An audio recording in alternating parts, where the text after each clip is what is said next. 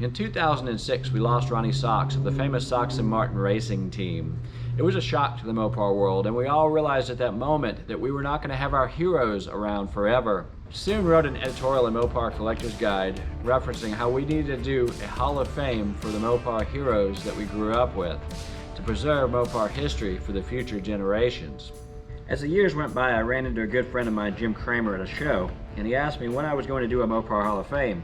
I must have looked at him with a yeah right look in my eyes. He proceeded to say, "If you don't do it, no one else will." In my heart of hearts, I knew he was right, so in 2011 I began lining up sponsors and critical people to help me pull something together that the entire Mopar community could be proud of. What we ended up with was a number of Hall of Fame induction dinners that were held Saturday night of each Chrysler's at Carlisle event from 2012 until 2018. The Mopar Hall of Fame will go forward each preceding year in the pages of Mopar Collector's Guide magazine. This is one of those recordings made on one of those incredible nights at the Mopar Hall of Fame at Chrysler's at Carlisle.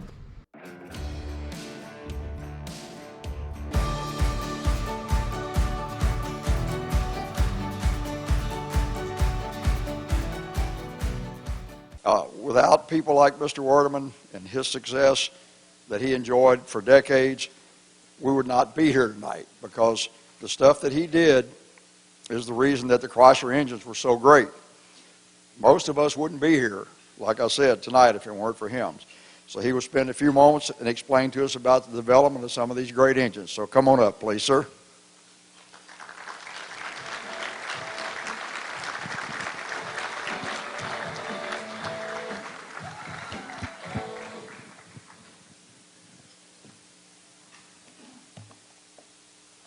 Okay. All yours. Thank you.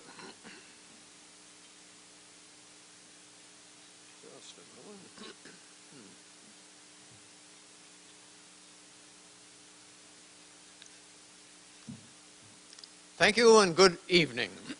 This is a story about my career, which was mostly in engine design and development for Chrysler.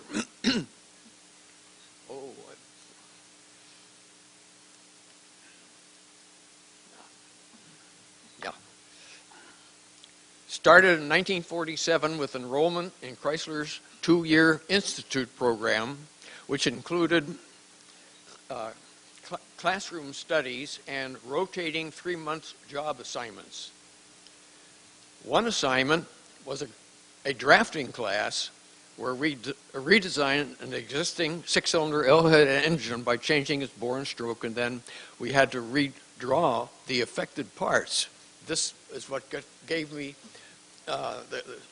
let me say that I started working on an L-head engine when I came to Chrysler. On graduation, I took a permanent job on the resident engineering staff of Plymouth Assembly Plant. And I bought the blue Plymouth in the convertible, blue, which had a 218 cubic inch L-head engine that's in the photo.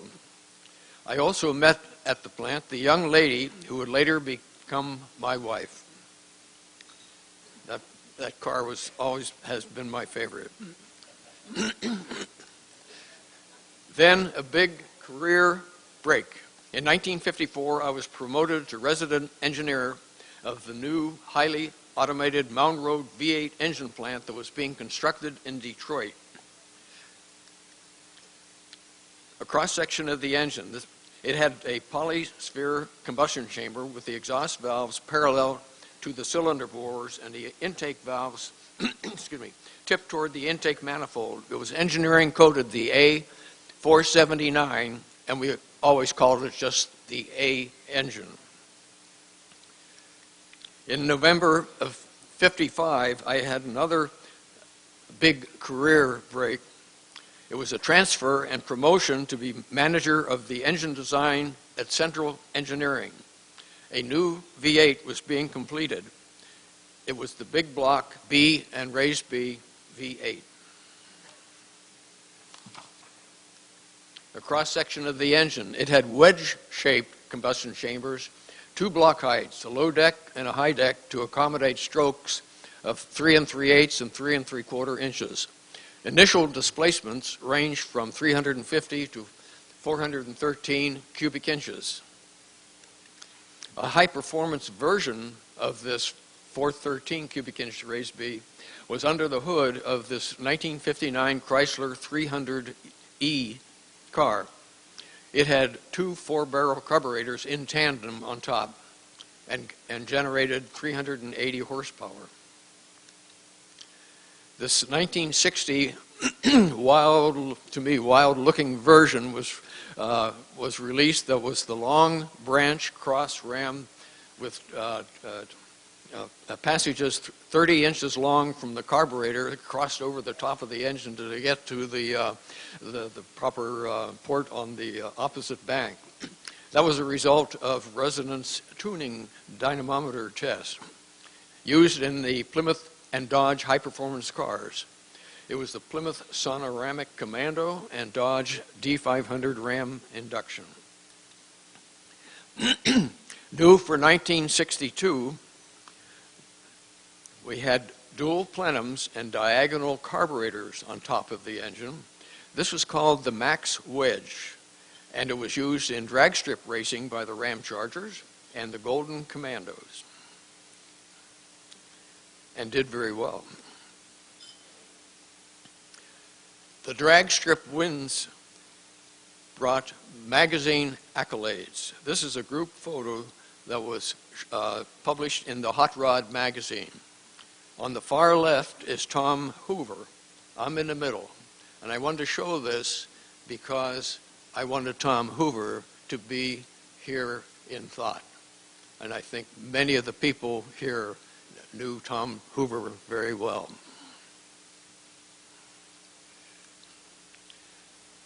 Well, senior management was not satisfied with just, I shouldn't say just, but with the drag strip wins.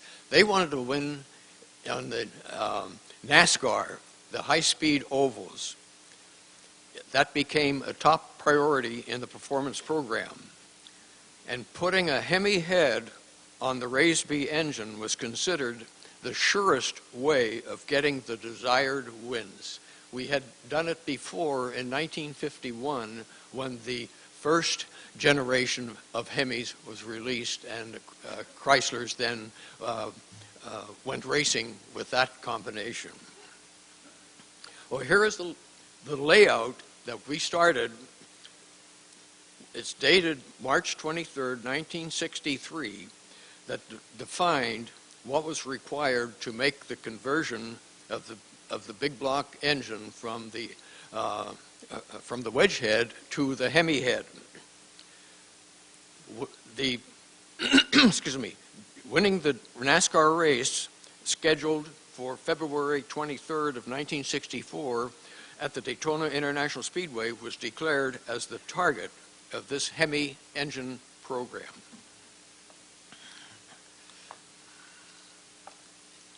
Just outside view of the Hemi engine, it looked big and powerful, and it was. It was also nicknamed the Elephant Motor and King Kong. When those were mentioned to our lead designer who designed the engine, he always gave it a big smile. A cross-section of the Hemi engine. Oh, I wanted to use the pointer if I might. Oh.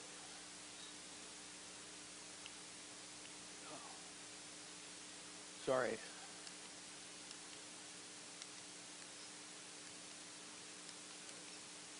I want to get back to that. There. I apologize for I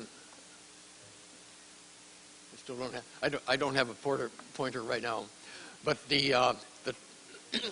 on the left you can see the hemispherical shaped chamber on that cylinder, and on the right you can see how the valves are positioned for the chamber, and the valves, the flow of the air through the valves was greatly helped because of the shape of that chamber.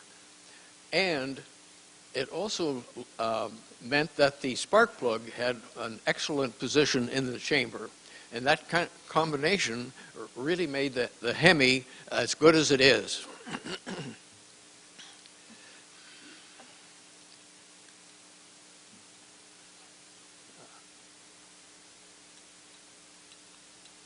There.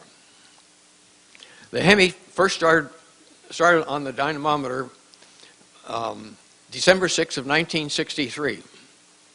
In January, we were running the engine on a simulation of the race.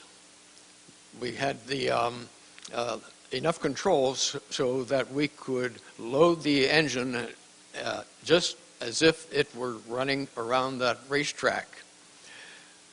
And the 500-mile race takes about 3.5 hours on the dyno, and we just had the operator actually run the engine. This was long before we had computers who would do this perfectly. So we had the operator with the instructions of running it so many minutes, and then changing whatever it was. And it ran just fine for about the first simulated 400 miles. Then we had an internal failure of the engine, and the test had to stop. When we took it apart, we found that we had cylinder bores cracked inside the engine. And the crack location you can see in this diagram, right where the biggest load is coming off the pistons into the bore wall. So we had an engine that was not going to finish the race. And the race wasn't very many days ahead. What we needed were new, thicker wall cylinder blocks. I went to the foundry with another fellow, and the foundry where we cast all of our cylinder block was in Indianapolis, was a Chrysler foundry there. And what we did is we took cores that formed the water jacket. We took those on a bench, and we actually scraped sand from the cores, because as we scraped sand, it meant that there would be more iron in those locations. And we did that for the 12 cylinder blocks, and that was selected because that's how the cylinder blocks were cast by 2 blocks in a mold, 6 molds long. Well, we did that, as I say, to the 12 cylinder blocks we had, and when we shook the sand out of the molds after the casting was made, we looked to see what we had, hoping, of course, that everything would be fine. What we found was that those blocks were absolutely useless, that we had a lot of missing iron in the blocks. And it was we had worked like all night long in order to get to that point. And I remember being in the motel when I got the call from the foundry saying, hey, we've got a problem here. All those blocks are scrap. So we repeated we had a good conference with some of the foundry people and showed them what we had, and then they advised us how we could get that corrected. So with the next batch of blocks we did, we indeed made the recommended changes, and now we had some good blocks. And we repeated that several times so that we had a good number of sound castings. And the castings we had then were, they first go to the heat treater for annealing, and then went to the machining plant for the blocks in Trenton, Michigan, and then went to our engineering motor room where they were built into the race engines. And as soon as they were finished with the race engines, they were put into trucks by some of our employees and driven to Florida to be put into the race cars. The race cars were already running with the earlier blocks to get through the qualifying races that they had. and those racers were like 50 miles, so we were good on those with the old blocks. And then it was just as fast as they could. They took out the old engine assemblies and put in these new ones that just arrived from Detroit, and were able to furnish all of our Chrysler sanctioned racers with the good blocks. And the race started.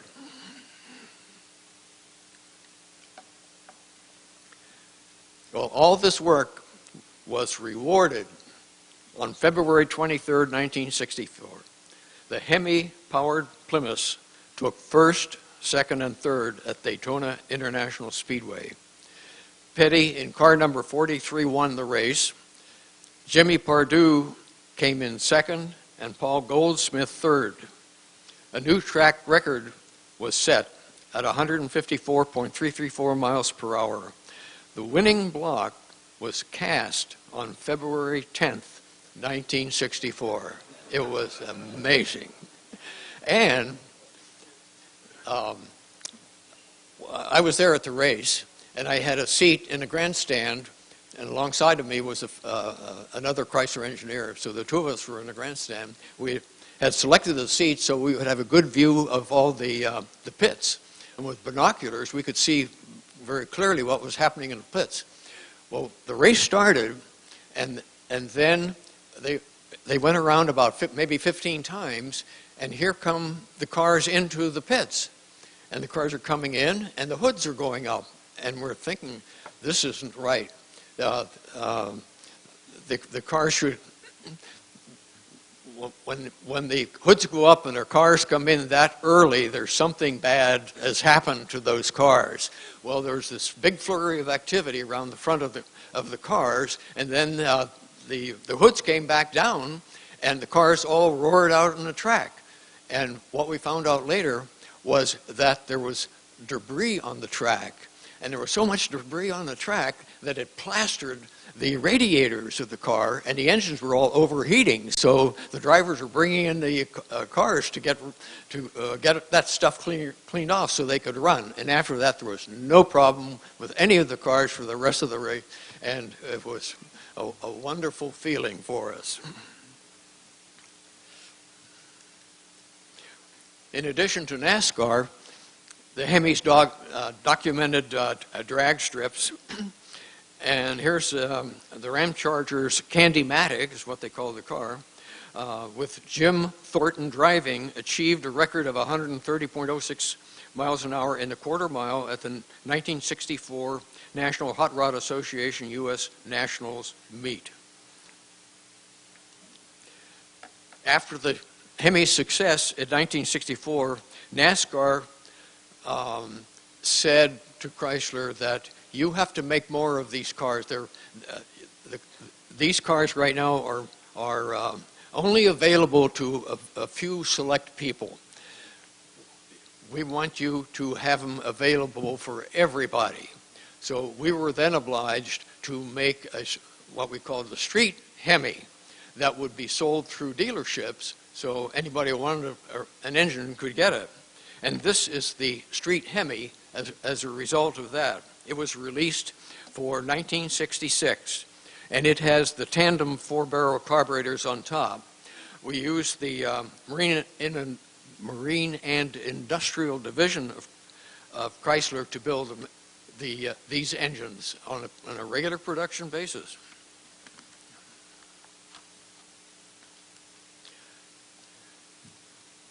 This is the 1967 Plymouth GTX, was one of the several quite hot Plymouth and Dodges available with the 426 Street Hemi as an option. In 1970, smaller cars, the Plymouth Barracuda and Dodge Challenger, also got the Hemi. I want to talk about another one of our engines, which was the Chrysler Slant Six. It was new for the 1960 compact car, the Valiant. The Valiant needed an engine. Nothing in our stable of engines was suitable for the car. The car was to be short, light, and I'll say lively. The competition for the car at the time was the Ford Falcon and a Chevy Corvair. Well, the challenge of putting an engine size that we wanted into the short engine compartment led to our designers of leaning the six-cylinder engine that we were working on to the right, and by doing that, we could move the water pump from its traditional place at the front of the cylinder block. We could move it to the left side of the cylinder block, and that was important because that put the fan right in the middle of the radiator, and that was the solution to the problem of how to get an engine as big as we wanted into the Valiant with the restraints of the length that we had to live with. And in this cross-section, the engine lean, of course, is very clearly shown here. The first engine was the 170 cubic inch, the low block engine, and then the second version was designed with a longer stroke that gave the 225 cubic inches. And that 225 provided good power as standard engine in many Plymouth and Dodge cars, including the 1960 Dodge Dart Phoenix two-door hardtop that's shown in the pictures. And those Slant Six engines, these are the Slant Six engine being hot tested at the Trenton engine plant. The engine was also built at plants in Windsor, Canada, Toluca, Mexico, Madrid, Spain, Adelaide, Australia, Argentina, and South Africa. It was truly a worldwide engine. Then we had an opportunity to go racing with this Slant Six Hyperpack engine. And to do that, we had a program to put the four-barrel, I think Tom Hoover was part of this program, I know he was. We went racing with the four-barrel carburetor on top of the engine. NASCAR had they set up what they called the compact car division. And they had a race planned for January 1960. I just want to add that the engine was called the Hyperpack, and it had a single four-barrel carburetor and very nicely shaped intake manifold. And you don't see the exhaust here, but the exhausts were split with the first three cylinders going into one pipe and the rear three in another pipe. It was a nice-looking engine. The Hyperpacks swept the field of the race. They came in 1 through 7. It was, it was a debacle.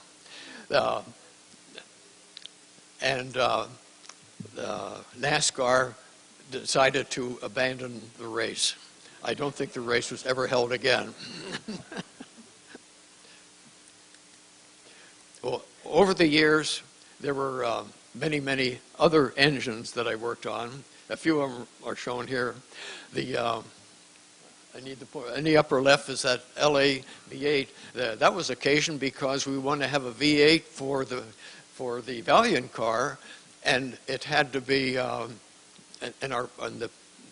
V8, the A engine was simply too physically too big and heavy for the car. So we redesigned it to have much lighter construction all through it, cylinder block, and a new design of cylinder heads for us, inline valves with a wedge chamber. It worked out really well. And that engine then grew in its own size to, I think it was 245 and then finally 265 cubic inches.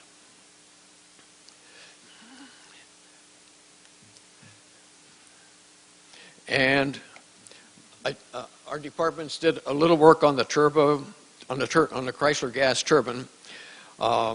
We completely designed this an engine for the Australian Chrysler that was a straight six. That's the picture up there.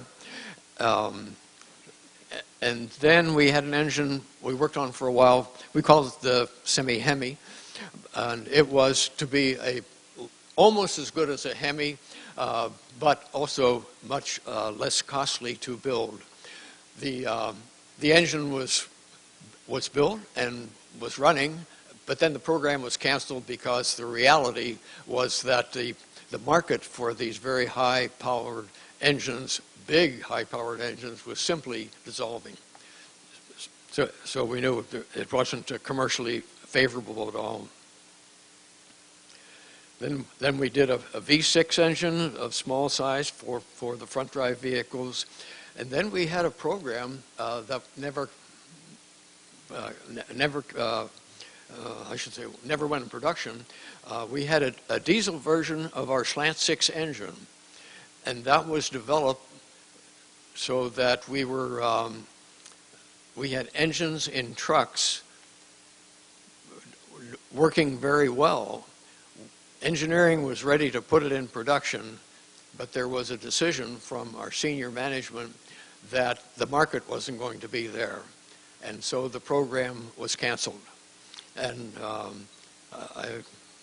I know that I was the one who was running passenger when Lee Iacocca drove the truck we had that had this turbocharged six-cylinder diesel.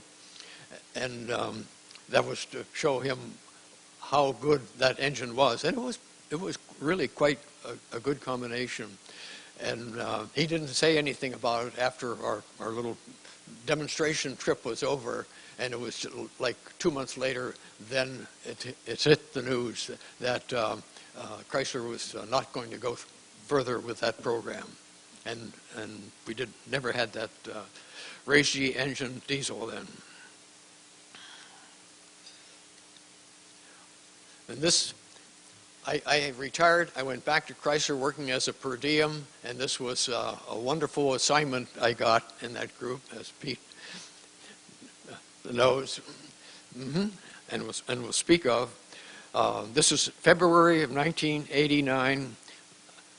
My last major project. I joined the Viper team to help with the V10 all-aluminum engine for the Viper sports car.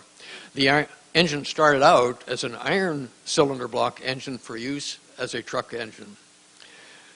But for the sports car, it had to be all aluminum, and that's what the Viper engine was. Here's a look under the hood, and as you can see, that big V10 engine sure fills up the engine compartment. The 0 to 60 time was about 4.6 seconds, which is doing well. First production engine of the Viper was in March 2nd of 1992. That was, and let me just get this one. This is one of the first Vipers which I had the privilege of driving home. So this is my own driveway where I had that engine. It was great. Drove it around to friends to give them some demo rides. And of interest, the engine was produced at the Mound Road engine plant. And that's where I was the resident engineer about 40 years prior to that as one of my first engineering assignments. And then my last effect was to write a book about Chrysler engines that the SAE published some years ago, and I think is a great book with lots of good information on it. That concludes my career with the Chrysler then, and I thank you for your attention.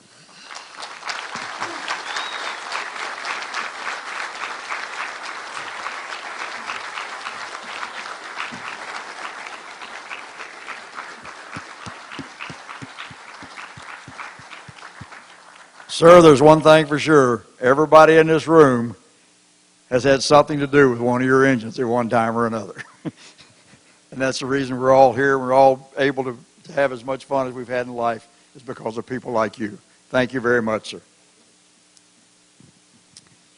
Hurst.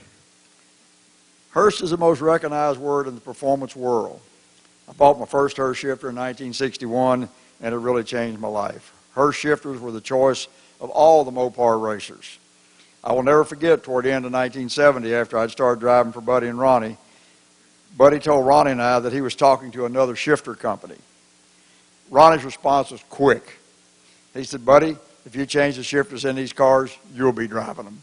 That ended that.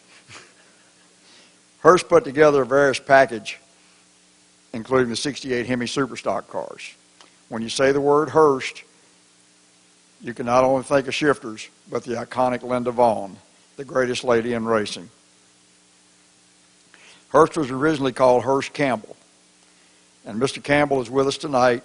He's 95 years young. Mr. Campbell read in 1957 about a truck wreck where it took an hour to get the driver out, and he died before they could remove him. It really bothered him. A few days later, him and George Hurst, having lunch, decided they would take on this project. Mr. Campbell was very instrumental in the development of the Jaws of Life. It took till 1970 to complete this project. Where's Mr. Campbell?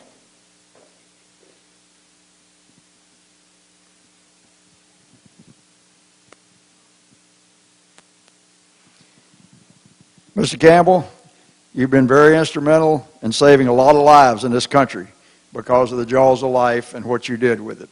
How does that make you feel? Wonderful. Wonderful. Yeah. That's great. It's been a real pleasure to meet you today. I haven't ever met you before. I knew of you, but I never met you. And I understand that you still have some patents on some of the Hurst shifter products. Is that right? We still have, George and I both. Yes. Well, George is gone, so they're yours, I guess. But he deserves the credit too. Well, yes, sir, he did. You and him did a fantastic job with that company. And I personally want to thank you for what you did with the shifters, because what you did with the shifters made people like Ronnie Sox and myself really look good in our Hemi cars going down the drag strip.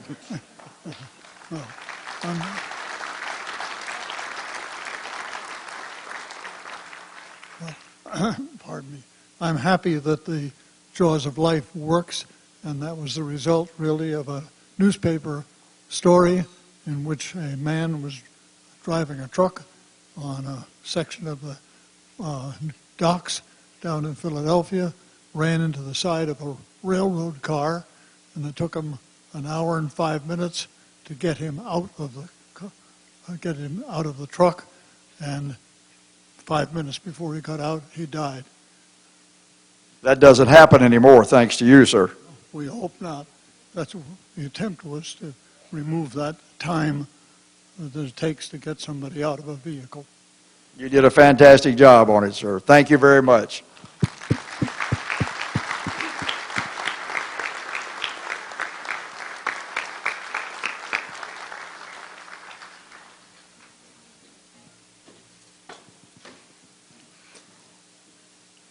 Now we've got a former Superstock racer, Mr. Don Glover. Where are you, Don? Come on up here, sir. He joined Hurst in 1967 in their engineering department, helping design and develop many of the special Hurst cars over the years, and he's going to stand up here and tell us some more about it. Go ahead, sir. Thank you, Herb, and good evening to everyone. It was nice to be here and quite an honor to represent Hurst. As you may know, back in 1955, George started a two-car garage in Abington doing motor mounts and car repairs. All of this was George Hurst's beginnings. Shortly thereafter, Bill Campbell joined the company, and then the business grew into engine conversions, bumper guards, shifters. The business expanded, but not without a lot of ups and downs. They kept growing and going and developing better shifters than any of the competition. Additional people were hired, later created the 4-speed shifter, moved from Abington, Pennsylvania, to Glenside, to Willow Grove, and then to the Warminster facility in Pennsylvania. Sales increased, along with large OEM contracts with major automobile manufacturers. Hurst Campbell expanded into special products like the Jaws of Life and unique modified cars like the Hurst Ovals. the 383 440 darts, Chrysler 300, the Pontiac SSJ, Hemi darts, Hemi Kudos, and AMX cars, and many more. George was the detailed engineer that made a lot of ideas and PR person. On the other side, Bill Campbell was the detailed engineer that made a lot of his ideas work. They made a great team together. Through the years, other companies acquired Hurst, and the company, there again, there were more roller coaster times. Presently, the name still shines above the rest, and Hurst again is building great shifters and special automobiles, special performance automobiles. Bill Campbell was the keystone and the cornerstone of this legacy. At this time, I'd like to recognize some people that worked at Hurst Campbell and Hurst, and I'd like each of those people to stand as I call them and hold your applause till they're all standing. Okay, the first person will be Don Lane, one of the original engineers. Please stand, Don, if you can. Jim Kerr, original customer service person. Bob Kenny, engineering manager. Howard Masalis, PR and sales. Marty Danko, engineering. Bob Regal, Hemi Underglass, we all know him, right? Larry Weiner, Performance West. We have Dale Dotson, Dale, and we have Matt Keyhole, and we have Alex Ortega. Thank you very much. Let's give everyone a hand.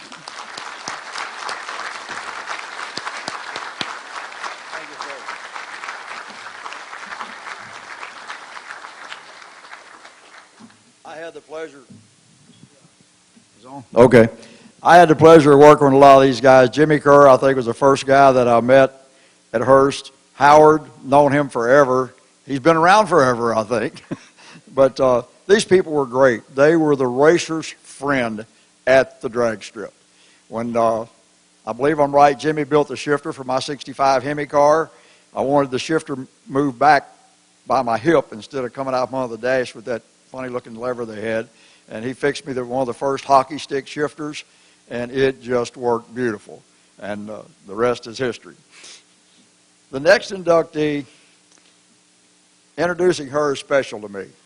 I've known her for over 50 years. Her and her family, some of the nicest people I've ever met. She is a beautiful lady and one of the best drivers I've ever known. She started in a 58 Pontiac, and one fateful night while winning a race in Tulsa, Oklahoma, she ran into Mr. Maxwell and Mr. Cahill. We all know who they were. They saw something special in Mary Ann. Mopar was always the best in recognizing talent. And soon after that, she found herself in a 65 Dodge A990 car. From there, she went on to a 68 Hemi Superstock car. They got her to compete in the Mobile Gas Economy Run, which was quite an honor back then because I never got to do it. Her first race at the U.S. Nationals in 1964.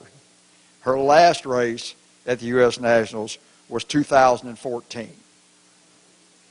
Think about that. That's 50 years at the U.S.